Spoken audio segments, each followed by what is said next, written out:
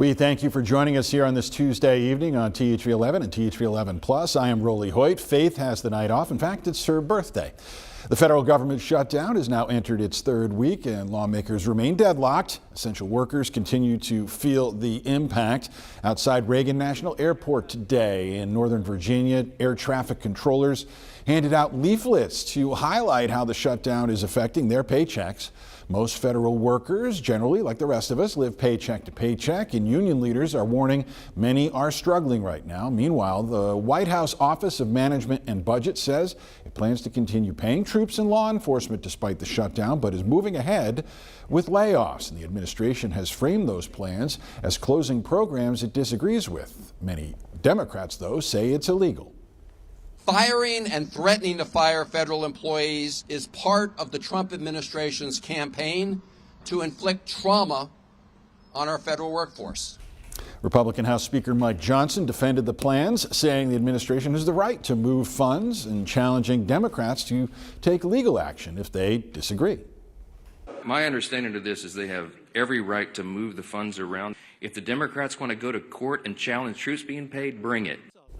The Senate is set to vote again tonight on a House-passed funding measure, but there's little sign of any progress to end the stalemate at this point. Here in central Arkansas, as we continue our coverage on the effects of the shutdown, we're taking a closer look at a local nonprofit that's feeling the impact. THV 11's Maya Ellison shows us how Helping Hand of Greater Little Rock is doing all it can right now to support those who are already struggling to make ends meet.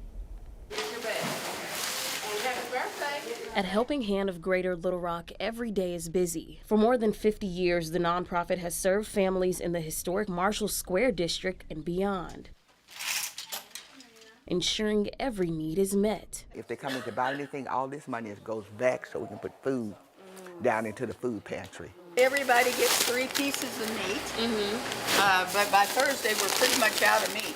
But in the midst of the government shutdown and federal funding cuts, operations are shifting. We would put at least 8 canned goods in the bag.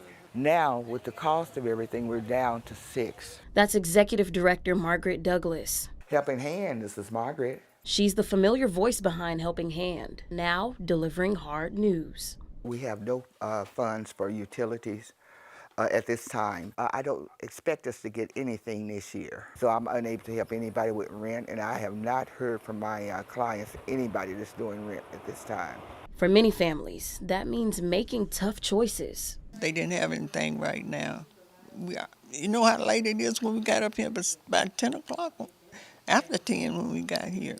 I have my seniors that call, and it's heartbreaking for me to I'm constantly saying no. Douglas explains that because of the shutdown, they now have to cut back on donations, affecting not just the present, but what's ahead.